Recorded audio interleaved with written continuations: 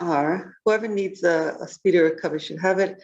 Nanarushka Bas Masha, Velvet Zepulf Ben Leah, Yitzchak Chayvish Ben Braina Malka, Orly Leonea Bas Sarah, Mordechai Ben Ruth, Perla Bas Vega, Perla Bas Kayla, Yonasan Ben Sarah. Amongst all those, whoever else needs, you can say it to yourself and dedicate your learning to their speedy recovery. This is also for the elevations of the souls of the Jews in the Holocaust.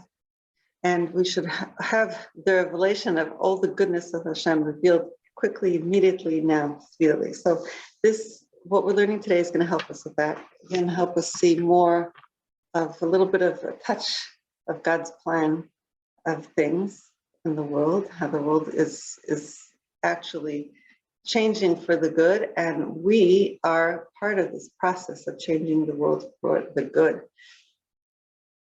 So I'm going to start also with something that somebody sent me, a book that was printed, that was written by a holy, righteous person a couple hundred years ago, the Bnei Sastar, a holy tzaddik in Europe, and he mentioned that when the Arizal, the holy Ari, the one who wrote down the Kisvei, well, he didn't write it, he taught it, and his student wrote the Kisvei Arizal, which is the basis of the teachings of Kabbalah.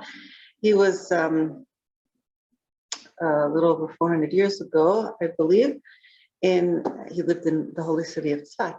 And he said that when, well, actually, the Bnei Sasra said that when the teachings of the Arizal came out into the world, he started teaching the secrets of Torah in a way to his students, in a way that hadn't been taught before. Before was not revealed so much of the secrets of Kabbalah and Torah. When he started teaching that and revealing the hidden secrets, the inner dimensions of Torah that were hidden till his generation, for all the generations from the giving on Mount Sinai until him, that as a result of him revealing these secrets, pogroms stopped, forced conversions stopped. I can't say all the pogroms stopped, but the forced conversions and the expulsions that were the norm in those days ended. So people weren't being forced after that in masses like they were up until the time of the Arizal. That's what the Bnei Sasra writes. I can show you the source if you want. Contact me. By the way, you can find out more about my classes. We have it posted on my YouTube channel, Beis Chana, and you can go to beischanaca.com if you want to get in touch with me. And this class takes place every Sunday on Zoom and live on Facebook. And we're starting a new class tomorrow, a new series for those who want the fundamentals of Chassidus from a text-based book. The text is the Tanya, the third part, which is the Igeret HaTeshuvah, and it's going to be Mondays at 5:30 Pacific Standard Time on Zoom, the same Zoom link that I have here. If you're interested and you're not on my list of that I reach out to, you can contact beischanaca.com. Beischanaca.com is our website. Beischana770@gmail is our email, and I'll send you the link for the Zoom on the fundamentals of Chassidus that we're going to start with, the text that we're going to start using for the starting point of this Zoom of that class on Mondays.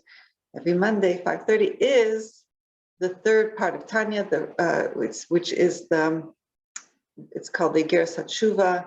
It's called the letters on repentance. It's the Alter Rebbe explaining how we can connect to God, reconnect to God. It's not repentance as we know it or we think it is, but repentance as it is as a way of coming close, what it means to come reconnect our soul with God. So that we're going to start tomorrow. So that's just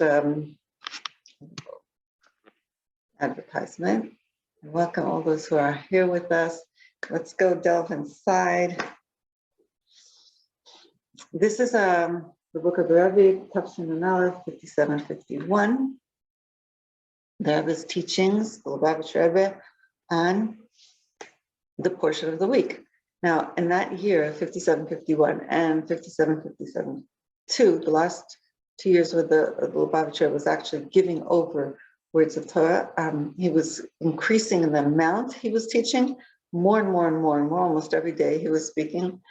And this Shabbat that he spoke, he happened to actually do a very surprise thing. Instead of just speaking once, which for many years the Lubavitcher Rebbe didn't always speak on Shabbat, on Shabbos. It was a big deal when the Rebbe would speak. Thousands of people would come to 770 and listen to him for hours and hours and hours. They would give up basically their whole Saturday afternoon to sit there with the Rebbe for 5-6 hours in a farbrengen. So I happened to be at many of those. It was quite intense and quite an environment. There was singing, there was drinking of a little bit of l'chaim, and that's about it. For 5-6 hours, the girls didn't drink anything. We were just sitting there without food, without anything, just listening to the Rebbe. And I also didn't even understand Yiddish, and it was in Yiddish. I could only understand the parts that the Rebbe said in Hebrew. So, but it was an experience of being with the Rebbe. So on this Shabbos, the Parshas Naso, 57-51, the Rebbe all of a sudden, out of the norm, made a gathering a second time on Saturday, on Shabbos. I don't know if this ever happened before in history. I'm not that well versed in all the details of how things were throughout the times the Rebbe was the Rebbe, but definitely, I don't know if I've ever heard of the Rebbe speaking twice on Shabbos. I doubt it. And the all of a sudden, the Rebbe washed his hands to make for the meal, the Shabbos meal, and this was after praying the mincha prayers. So this was late in the afternoon, and the Rebbe started speaking. And this is the sikha that he spoke. It's a bombshell. It's not necessarily something that I can give over everything in half an hour. I would love to. I do take notes on it. If anybody else is interested in my unedited notes, you can contact me. I can send you I do my unedited notes, which is pretty good. If you have some background on Chassidus, you'll enjoy it. So this is my little synopsis for today, and I'm trying to get to the point of how the teachings of the Rebbe, the teachings of Chassidus, we happen to enjoy learning them through the teachings of the Rebbe, but the teachings of Chassidus in general, which came from the Baal Shem Tov, through all the Hasidim, their students and their students and their students, and the Chassidus of Chabad, it came through the Alter Rebbe, the Mittler Rebbe, the Tzemach Tzedek, the Rebbe Marash, the Rebbe Rashab, the previous Rebbe, and our Rebbe. So it's seven generations of Chabad, and then before that was the Maggid, and before that was the Baal Shem Tov. They all took these hidden teachings, secrets of Chassidus, and passed them down to us. Now we have it in so many books and so many volumes. And in the last 2 years, the Rebbe basically pulled it all together and said, this teachings, we have to now, each and every one of us, take them in a way that we embody them, and we can actually reveal secrets of Torah on our own. And the Rebbe made us continue this legacy from Moses at Mount Sinai throughout the generations, all the secrets that were hidden and then revealed from the Arizal, and then the Arizal, and then the Rosh Hashanah Bar Yochai, and then passed down to the Baal Shem Tov. Baal Shem Tov revealed them even in a way that we could all relate to, and then each of the Chabad Rebbes and other Rebbes, other holy tzaddikim, like the one I mentioned at the beginning, opening of this class, they all brought it down even more and more, till the Rebbe brought it to a point where last 2 years before his soul ascended to heaven, he said, we have the obligation to take these teachings, spread them out, teach them to everybody. That's why we're doing it here on the internet. And said men, women, and children, by the way. I have to do this, have to reach out, spread it all out. And also not only that, but also find their new insights and understanding based on their life experience, their past experiences, their learning and understanding of Torah in general, through connecting their soul to their essence of their soul to godliness, and being a vessel to receive new insights in their understanding of these teachings of Chassidus and Torah. And having these new insights, you're bringing the Torah revealed in a way that was never actually explained before. It's all part of what's given to Hashem on Mount Sinai.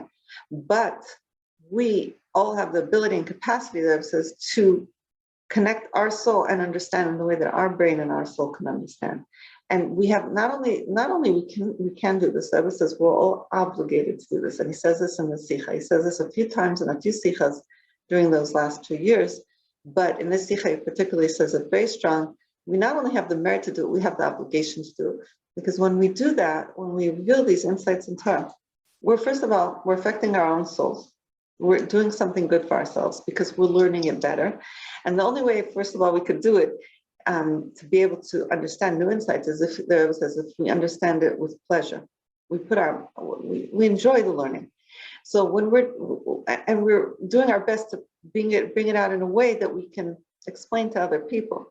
So when we're doing that, and we're trying to also bring an insight that we take kind of ownership responsibility for our understanding, so we do a better job to try to understand what we're learning.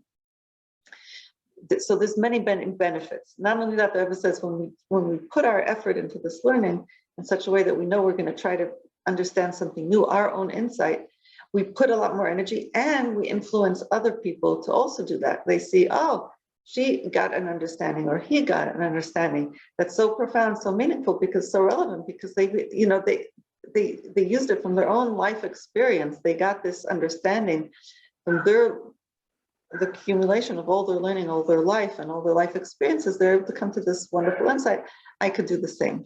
So the Rebbe wants us to be an inspiration to others to understand things also on our way, each person in their way. Now, it says that each person has a portion in Torah. This is men, women, and children, that it says. Each person has a portion in Torah. When we actually reveal our little understanding of Torah, we are redeeming that part of Torah. Welcome, Esther. So, welcome. So what we're saying is that the Rebbe says, when we explain and understand Torah in our own way, we actually bring out something new into the world. It says, so to speak, we redeem godliness. We redeem the aspect of godliness that wasn't revealed yet in the world, that was hidden. And we reveal it to the world. It's like we're redeeming God. We're redeeming the spark of godliness that was covered up and not seen yet. All of a sudden, we're bringing a new, interesting revelation into the world, understanding into the world through our using our mind and our life experience and our understanding. We are redeeming something. We're revealing godliness in a way that was never revealed before. Now, another profound thing that the Rebbe says in this talk 57-51, Pashas Naso, is that when we do this, when we understand Torah in its deeper dimensions, of its inner dimensions, the hidden secrets that are taught through Chassidus, and we bring into our understanding with our brain and our own insights, we're not only redeeming godliness, we're making a change in the world. We're changing the world. We're making a physical change for the better in the world. Like it says, the Rebbe quotes the verse that it says that when Mashiach comes, there will be a new heaven and a new earth. Welcome, Michla. So a new heaven and a new earth. What does that mean, a new heaven and a new earth? The prophet says this, and the Rebbe quotes it many times. There'll be a new heaven and a new earth. What does that mean? The Rebbe explains that, yes, we will have an actual effect on the world, because we explained this a few weeks ago. If you go on one of my old Beis Chana YouTube channel, you could see this about 2 or 3 weeks ago. When God created the world, he created it with 10 verses. These 10 verses are mirrored and expressed through the 10 commandments that were brought on Mount Sinai. And then when we bring these 10 commandments and reveal it through us, the 10 powers of our soul, we're channeling down this revelation of godliness for the creation of the world. And we know the creation of the world, it wasn't just happened once a long time ago. The creation of the world is continuous. That every second, God is making this world from nothing into something that we can see. Now we all know that the Baal Shem Tov revealed this, but this is from Medrash, from old texts, from thousands of years ago, that the world is being recreated at every second from nothing to something. And this is explained at length second part of Tanya in the Shar Yichud, which we're actually learning in the daily portion of Tanya, daily now. So if anybody wants to learn that, you can go on Chabad.org. Get something else. You, Melinda, Michla, I'm going to have to mute you. Okay, yeah, please mute me.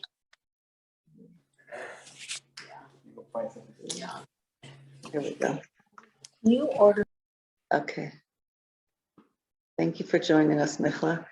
And okay, so what happens? How do we affect the world? The Rebbe says we're affecting and changing the world when we're revealing the inner dimensions of Torah. As it says, when Mashiach comes, the ultimate change will happen when Mashiach reveals the most inner dimensions of Torah, and it says there will be completely a new heaven and new earth. How do we see that?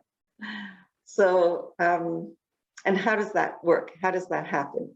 So the Rebbe goes to a long explanation in the Sikha. I wish I could bring it all to you. That we each, every person has a very inner essence to them. It's called in Chassidus Yechida.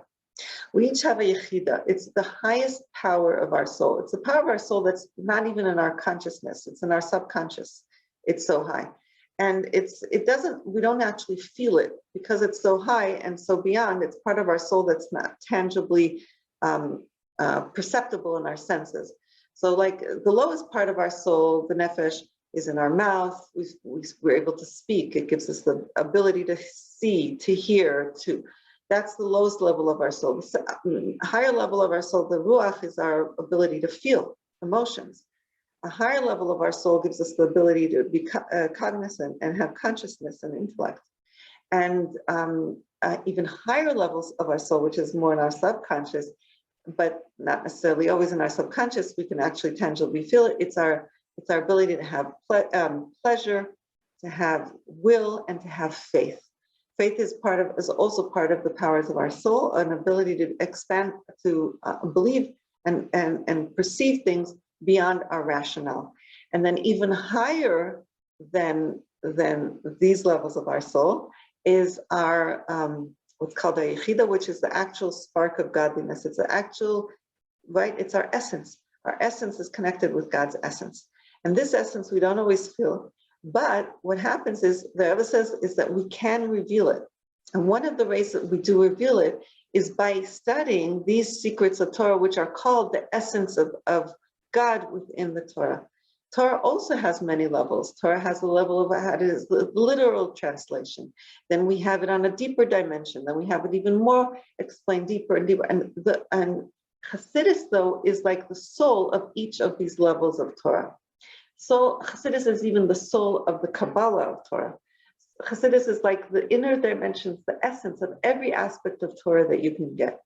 So we, by revealing the inner dimensions of Torah, these Chassidus that we've got from the Rebbe and we've got from all the holy Rebbes up to the Baal Shem Tov, and from the Baal Shem Tov, from Ashbi and the Arizal and all the giants who taught inner dimensions of Torah, when we reveal that, we're able to also reveal our spark of godliness, that inner essence dimension of our soul. And so when we reveal the essence of our soul, now to do that, we have to, the Rebbe also spoke about this in previous sikhs, we do need to remove ourselves from a lot of unholy things. We do need to remove ourselves from negative things within our own emotions. We do need to tune into our soul in order to bring it out and disregard all the external dirt, push away the dirt. So it's not a major breakthrough that we have to have. It's just a matter of disregarding the evil and focusing on our soul. And when we learn the Chassidus, that's when we reveal the essence of our soul, and we can reveal the ability to reveal the real godliness that's in the world, and see godliness in the world rather than see the externals of the world. So the more Chassidus we learn, the more we're revealing that God is actually creating this world, everything, every second, from nothing to something. The more we reveal this, and the more this becomes real and our reality, that everything is powered by God, through God, with God, for us and through us, and we can see this and focus on this, the more that becomes our real reality, the more we can transform our reality and transform the world until we come to the highest level of when the times of Mashiach, when the real inner dimensions will be revealed on the highest level, and then we'll actually see the world will be in a different operating system. So it's like, if somebody, let's say, just bought a Tesla, and all of a sudden they notice everybody else's Teslas on the road. It depends what we choose to focus on. If we have an idea of, let's say, Mashiach is coming, or Mashiach is being revealed, or that God is creating the world every second, if that is on our mind, that's what we will see going on around us also. It's just the way our brain works. Like, it's our natural tendency to focus on and to notice what we're focused on. So if we're paying attention to godliness in the world, and how do we pay attention to godliness? Is through learning it, through learning Chassidus. That will bring that into the reality of the world, and that will become more of the set reality until it our life does change. I mean, we see this very clearly in the world of psychology, even in the world of medicine. People who are in a different level of consciousness, of awareness, can change the reality. I have Michla here, she can attest to that. If a person is in a happier place, yes, I'm Michla, then of course their world is more happy, and things will be better for them because they'll see it in a better prospect, right? They'll have more hope, they'll have more enjoyment, they'll have more pleasure because they're happier, right? So that's an obvious example of how our reality, our consciousness changes things in the world around us, and the world is not only looks better, is better for us. So when we have this dimension of seeing godliness in everything, also the world does become more godly because God is more revealed for us. And then the world doesn't have as many cover-ups, and it becomes a different reality. That's the transformation that we have on the world. We have a big power on ourselves, on our souls, and on the world. And I'm going to read to you a little bit from inside, because it's amazing stuff over here. Okay.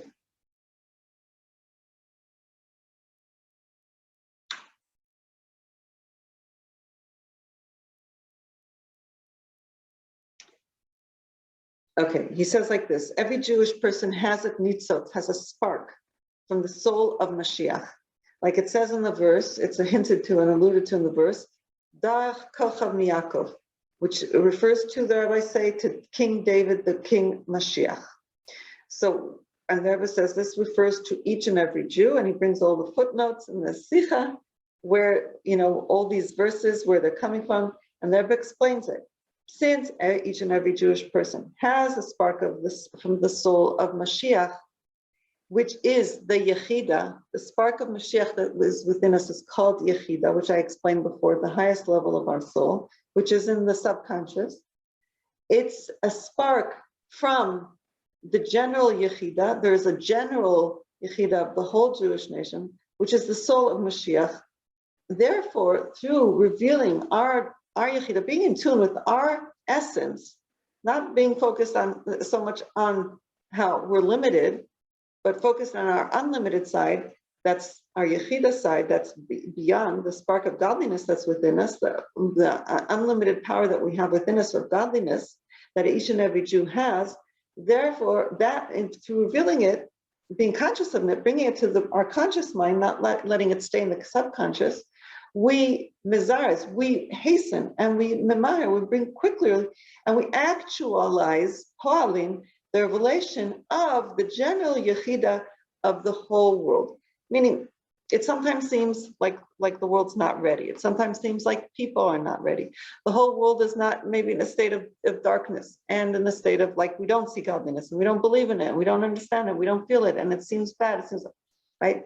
The Rebbe says where to start is within each and every one of us. When each person, we don't let ourselves get bogged down with the cover-ups of godliness, we tune into the spark of godliness that's within us and reveal it and tune into that and use that as our guiding force in life, not the cover-ups as our guiding life, meaning we bring it to our consciousness that we have godliness within us, our essence. Then we can actualize that everybody else will also do that. Our internal process has an effect on the people around us. And we can eventually actualize, the Rebbe says, Pauline, actualize. Paul means to activate, actualize this revelation of everybody's sparks within them. And then we'll have the complete revelation of this new Torah that it says that will come in times of Mashiach. New revelations of the Rebbe explains the inner dimensions of Torah, which is the essence of Torah. The Yechida level, like we said, the highest level of our soul, there's also the highest or deepest level of Torah, which is called the Pnimius of Torah, the inner dimensions, which is the Chassidus, which is what we teach at Beis Chana, which is what we try to bring out this deepest level of our neshama, of our soul. So, and through this, the Rebbe says, we activate and create that also will have the new heavens, Shamayim Chadashim, and Aretz Chadash, a new earth that God is making, that God is creating, which means revealing that there's a Yechida in the world, the Yechida Shalom, that the Hashem, God, is the power, empowering and creating the world, nothing from something. So it's basically, it's stages, but it's not stages, it's all could be happening simultaneously. When we're revealing our essence through learning the inner dimensions of Torah, we reveal our highest levels of our soul through learning the highest levels of Torah, the most inner dimensions of Torah. That reveals the inner dimensions and essence of other people around us, of everybody, and the Yechida, the general Yechida of Mashiach, the essence of every soul, activates the inner dimensions of revelations of Mashiach's revelation. And that activates new Torah being revealed to us on even deeper understandings and dimensions, that we can focus on Torah and learn Torah and understand Torah in our own way, in our new way, from the highest levels of our soul.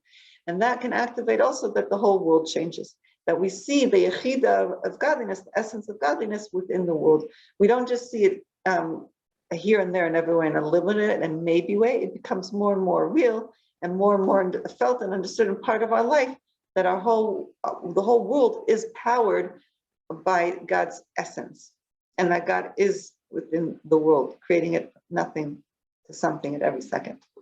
So that's from inside. Yesh Shlomo, the Rebbe adds to this.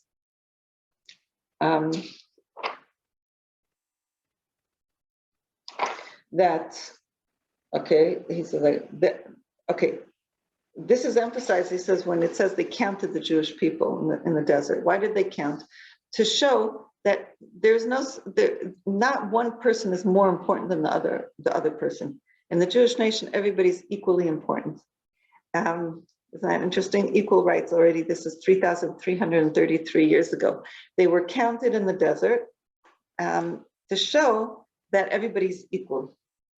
Mitzad etzem nishmasam, why? From the essence of their soul, even if somebody's younger, older, more learned, less learned, more charismatic, less charismatic, doesn't matter. From the essence of their soul, from the Yechida, what we said, this level of Yechida, they are all equal.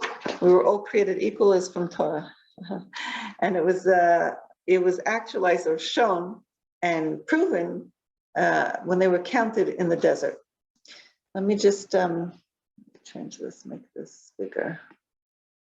Hold on.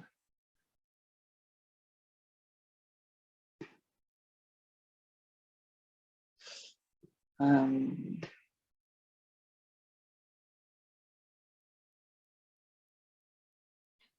on, I'm not sure how to do this.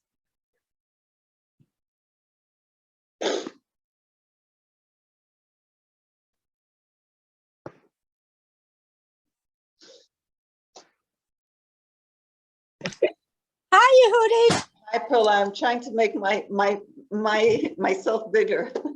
Oh, it's okay. I can see you. You can see Everything's me. Okay, good. but I wanted to say, and Yes. this is a funny thing, but Yes. when you said they were all equal, you're talking about the men, because they counted all the men. What is it, over 20, like that? But they didn't count the women and the children. Okay. Well, okay. I'm sorry, but the Rebbe adds here, and he says that we're all equal because it's a matter of the soul. It's not a matter of how old we are, men, women, and children. The souls are equal. The souls are not male or female necessarily. The bodies are, and the bodies are different ages and all that. From the soul, we're all equal. Okay. We all have this essence to us that's connected to godliness. We're all real one. The more deeply we go into it, it's not just that we're equal and separate. We're really all one entity. We're just different sparks from this one spark of one body, really, and that's how Kabbalah explains it. We all come from the same soul, Okay. and we're all just different sparks of this all-encompassing soul. But we all have godliness within us. Godliness is one essence also. When we connect on, basically what the Rebbe is saying is when we connect on essence, there is no divisions or changes or ups or downs or ins and outs. When we're coming from the place of essence, essence is essence. Essence is not levels. Essence is the essence. It is the true reality of the deepest parts. So on the deepest level of our essence, we're all one. And we're all really one entity. We're not even separate. So that's why if I'm operating from that level of yichida, then I can affect other people's yichidas, because it's that the essence of my essence and your essence is really one essence. So if I'm like tuning into my essence, it will help you tune into yours too, and vice versa. So keep me in mind, Perla. Okay. Tune in to your essence. Okay. But even if you don't keep me in mind, it still activates. It's the energy it's the awareness that you bring into the world. Basically, every time somebody brings an understanding or an insight or an awareness, especially when they publicize it, it's the best thing. But it gives a potential for other people to come to their understandings and their awarenesses also. So, because we're all connected. So creating understanding has been going on through generations. And every time, even somebody on one end of the world will come to an understanding, it will have an effect on somebody else on the other end of the world.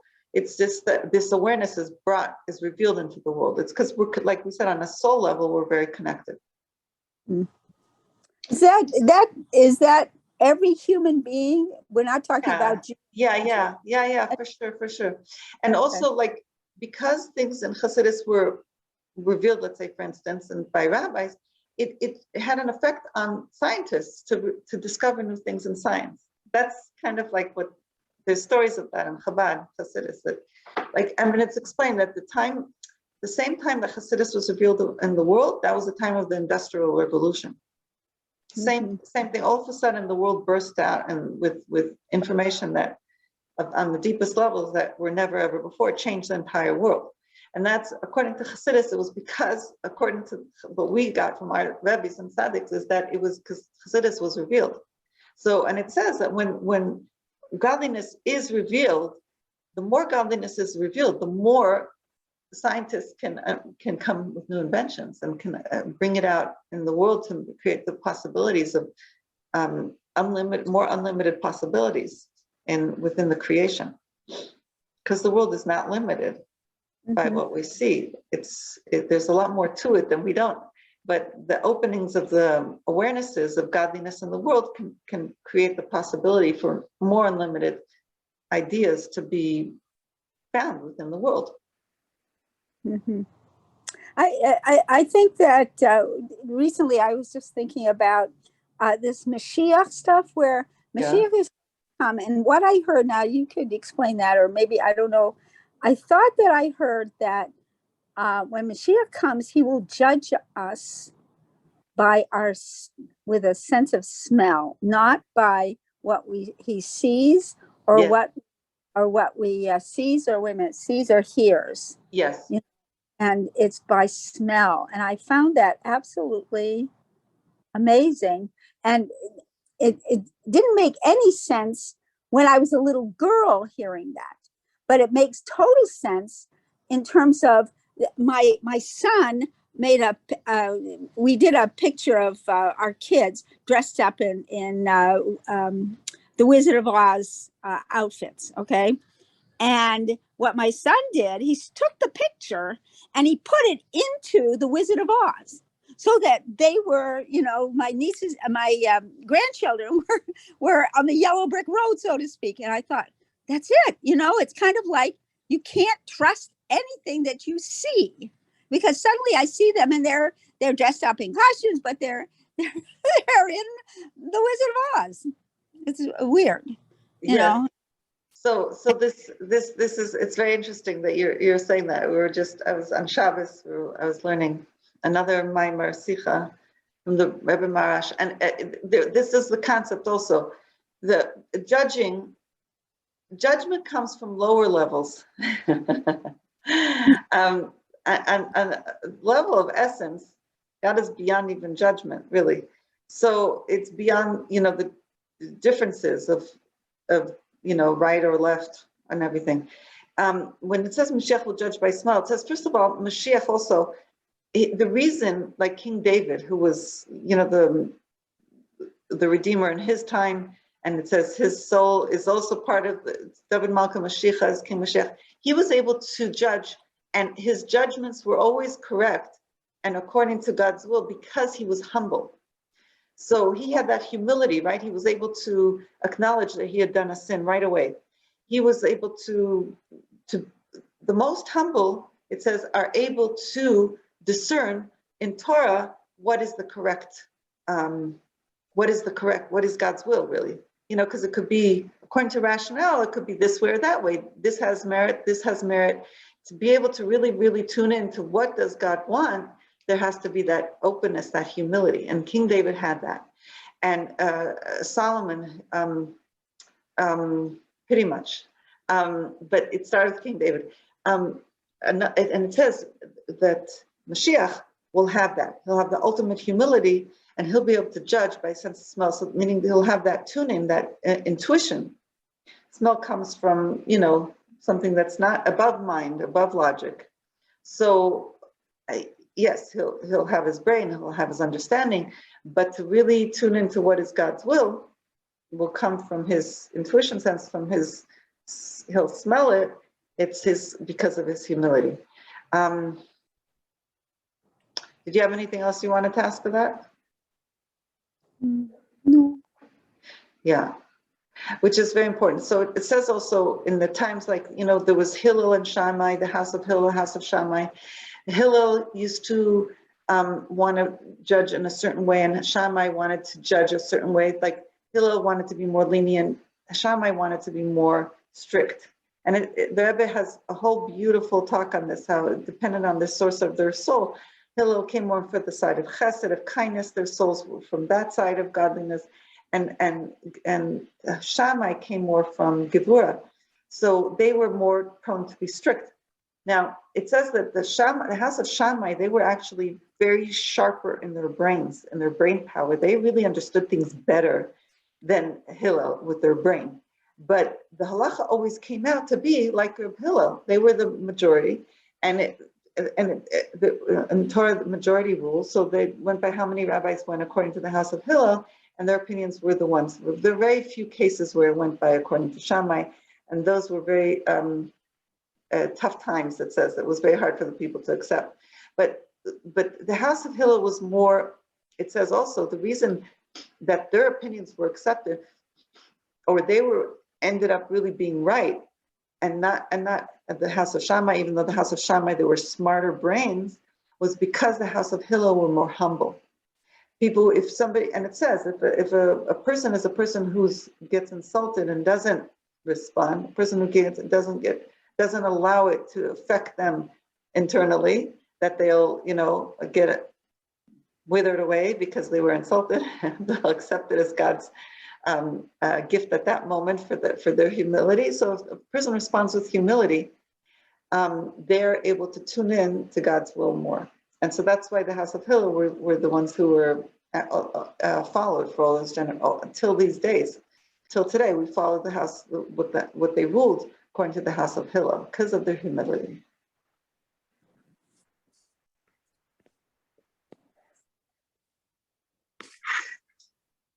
Yeah. Should I continue? Mm-hmm. Okay. There's so much here. It's such a beautiful sikha. I do learn this in the mornings in another group, another Zoom group every morning. So if any of you want to join, you can let me know. I'll send you the link. Yeah. Okay, we know the very, very, very famous lines that the Rebbe said over and over and over again. He said this again here, that there's a medrash, there's a, how do you say medrash? Probably help me out. Medrash? Yes, how do you say it in English? A medrash. Medrash. It's part of the stories of Torah that were taught orally, that were brought down from generation to generation from the times of Mount Sinai. It says that when the time for Mashiach will come, it says Mashiach will be standing on the rooftop of the Beis Hamikdash, of the Holy Temple, right? And and it will be at the time, Linus, when there'll be uproar in the world, and the king of Persia and it will be rearing its head, and all the nations of the world will be getting all nervous of what's going to be. And the Rebbe explained, this is 1991, this is going on now. This was the time of the Gulf War, when there was problems in the Middle East, and there was problems with Iran and Iraq, and all these countries were, the world was getting ready for war, the Gulf War. And the Rebbe said, what we're experiencing is what it says in the Medrash, that at the times when there will be this uproar and upheaval, and all the nations of the world will be misgarim, will be threatening each other. Misgarim threatening each other. Mashiach will stand on the temple of the Beis Hamikdash, on the rooftop of the Holy Temple, and he'll be announcing, Anavim, humble ones, Jewish people, the time of your redemption has arrived. And the Rebbe said, this is what's going on now.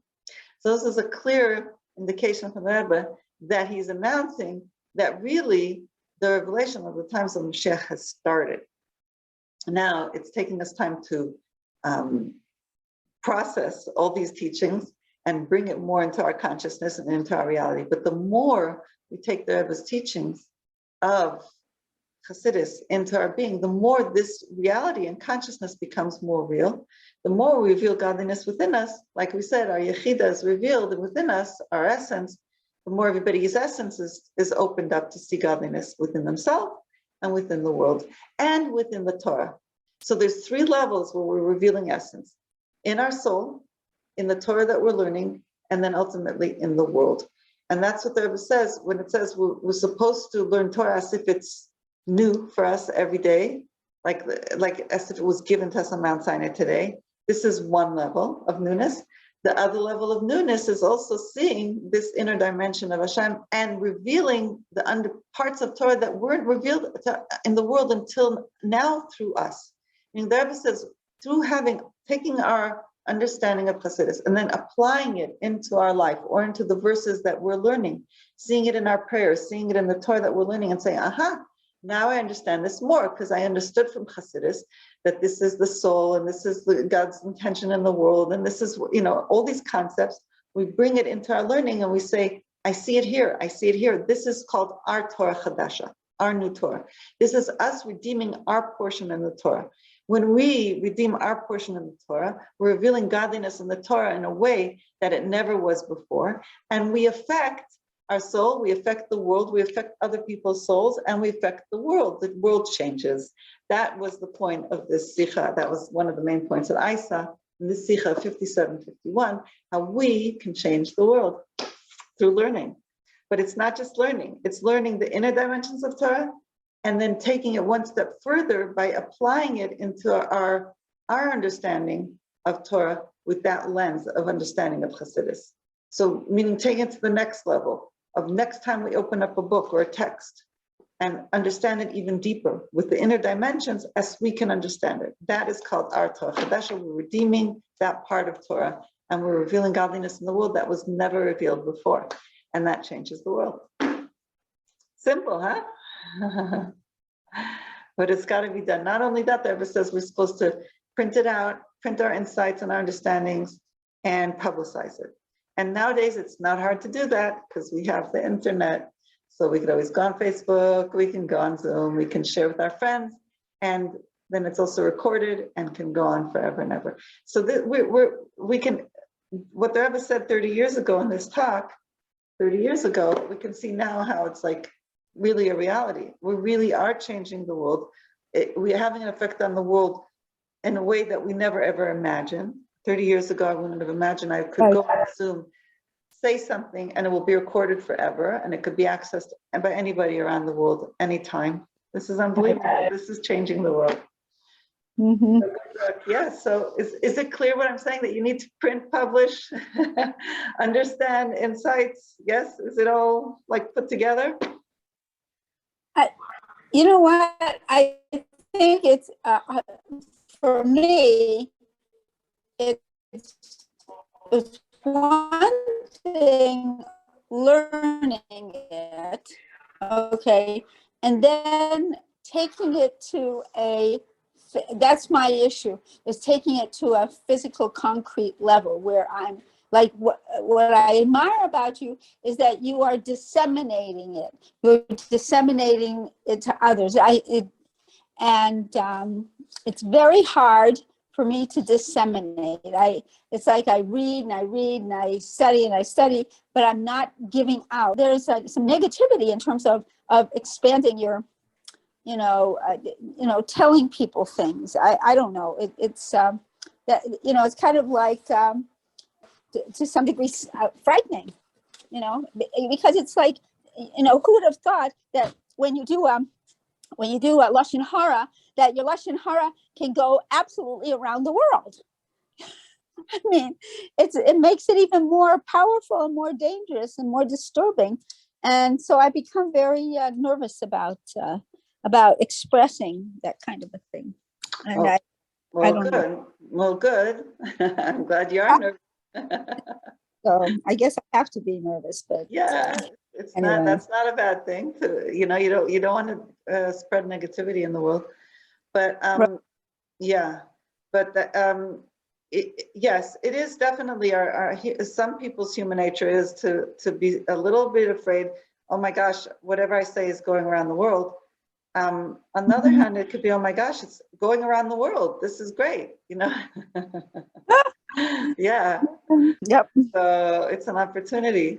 When we always wondering, instead of kvetching, the state of the world is so horrible, we can, open our mouth and Make it more. put something positive into the world. Yes, it's incredible with the power that we have that we don't realize. That's how I see what the Rebbe is, here is saying. Our power is so potent, and it was meant and intended for it to be this way. It was intended that we should go through whatever we're going through so that we can come to the realizations that we come to, so we can bring godliness, awareness of godliness into these aspects of our understanding that we come to through our life experience. It's important.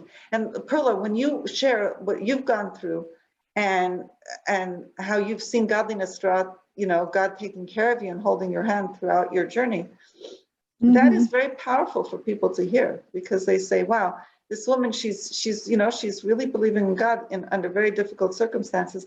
She's somebody that's inspiring to me, and they'll learn from you. They'll take a strength from you. So specifically, you should be sharing your experiences of God with you every day. It will help you and it'll help other people. Embracing him. I feel like he's really talking to me. I mean, it's like, wow. Yes. I mean, really, wow. And it's like I see him more than I've ever. It was, when it started when I think we've done this before, but it started when we had the attack on Poway, Chabad of Poway. I started writing about how I see him everywhere, I mean, in funny ways, like just funny ways. Even the little boy that did the shooting, it's very strange, because he was like a very Christian, sweet boy. And I was thinking, well, you know what? He's lucky that it wasn't a Sandy Hook situation. It wasn't like the one in Texas, where so much blood was on their hands, on this person, the singular person's hands. And this boy, one person died from that, but he used the same kind of rifle, an AK-15. And it could have been so much worse. It was amazing. And I felt like, his parents should know that from that perspective, there was a positivity there, that it could have been so much worse for this boy and his soul and his family. Mm-hmm. That's a bizarre. That's a very positive way of looking at it. See, only you could come to that. So and get a get to that insight. I don't know if anybody else in the world could have come to that conclusion. So that's how I Oh saw it. yeah, but you're right. You're absolutely right. So that's why you need to disseminate your ideas. Because you're right. You're right. Something looks bad, and it's not as bad as this is. Well, I always go back to my mother when they came in, to take her away, at 2:00 in the morning on Friday night, and she went to a what is it, a slave labor camp, and everybody else, who didn't go were killed. Basically, I mean, it was a slave labor camp, was a refuge for her. Bizarre. Yes. You don't know. You do not know. Right. We think things are terrible, and they could be so much worse. And who knows? Sure. It's just funny. Yes. So the point is, right, when we see godliness, when we see God working with us, through us, for us, we're revealing godliness, that God is really creating this moment for us, and he's empowering this moment for us, and he's empowering our soul at this moment. It gives us unlimited abilities, not just to see the good, but to see the good in ourselves and the power that we have, and to be able to go online and talk about it.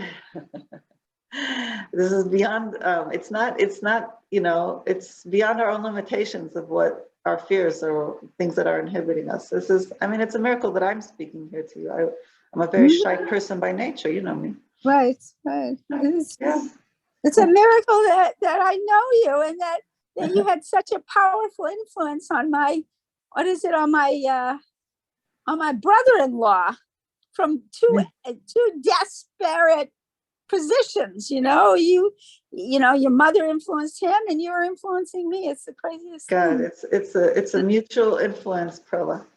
And really, here I want to get your daily little video clips, okay? Oh. Perla's thoughts for the day. God is speaking. He does talk to me, I'm telling you. Yes, just how God's talking to you. I want to hear it. I'm happy. Thank you. It's a little scary, but I'm happy. Okay, you don't have to be scared of me. And then we'll see if we want to send it out. Okay? All right. Okay, I love you, Perla. Hope to see you soon. Okie doke. Okay. Bye. Okay. We'll see you soon. And tomorrow, 5:30, if you want to join, LA time, I'm starting a new series on the third part of Tanya, which is the Igeres Tshuva, on repentance, which is on return to God, on the deepest levels. And we're doing Chaim Miller's book. It's a text-based learning that we're starting with a new group of really very creative women that Ray has. Love you. Okay, love you too. Take care. Thank you. Okay, bye. Bye. Bye, Michla. Have a safe trip. What? It's over? Yeah. I try to do it within 45 minutes so people will tune in on time and pay attention. Yeah. That's a good point. Okay. Have a beautiful day. If you have any thoughts. Hi, Judith. Who's there? This is Dahlia. Hi, Dahlia. Thank you for joining. Yours, I want to invite you to my birthday party. The 21st at 1:00. Okay, very good. I'll tell you. At my home. Where? Okay, your home. And bring a bathing suit and a towel. Okay. No presents, just your presence. Thank you, Michla. Mazel tov. So exciting. Thank you. Oh, and I want you to prepare something to say. Okay, we'll try. Just a couple minutes. Yeah. Okay. Right, wow, great. That's very exciting. It should be a long, good life, happy life. Amen. For you too. From strength to strength. Thank you. Amen, sweetheart. Thank you. See you soon. Bye. Who is that? Judith. Yes, Dahlia. I really love to listen to you, but there's a timing conflict with Rabbi Bart Shiur. I know. I'm thinking of maybe changing it to 12. Maybe you make it earlier, 10 o'clock. 10? No, I'm going to have a ballet class then. It won't work for me. On Sundays? Yeah. But you record it, right? So you can recorded. It's recorded. Nice to have people but on I don't usually listen to recordings. Is 12 good for you, Michla? 12 is good. Okay, I think next week I might change it to 12. Good. I mean, Or because even- his is oh, also oh. recorded. Rabbi Bart's is also recorded. Right. So- True. I Yeah. just don't listen to recordings. Yeah, it's harder to listen to a record. It's nice to be on live. And also, like in synagogue, somebody was also telling me she likes to go out, do her exercise on Sundays. Maybe we could Yeah. start it later. So, and I've been thinking about that. You know, Yes. there's others, Good. it might be good to push it off. So God 12, willing, yeah. I'll send out the link and the time before Great. but plan that it'll probably be 12. Okay, Yeah. great. So- Thank you so much. Okay. Be well. Hi, Michla. You Thank too. you. Be well. It's Joining great. Dr. Thank you. Dahlia. All right. Thank you. It's great. Thank you for Take doing care. this. I'll listen to your recording afterwards. Okay, wonderful. All right. Be well. Have a good Take week. care. Goodbye. Be well. Bye-bye.